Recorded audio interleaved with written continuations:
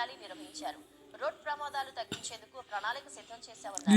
సురక్షితంగా నగరవాసులు ప్రయాణం చేసేందుకు ride safety auto QR code scan విధానాన్ని ప్రారంభించారు. విజయవాడను సురక్షిత నగరంగా మార్చడమే తమ లక్ష్యమని సిపి రాజశేఖర బాబు తెలిపారు.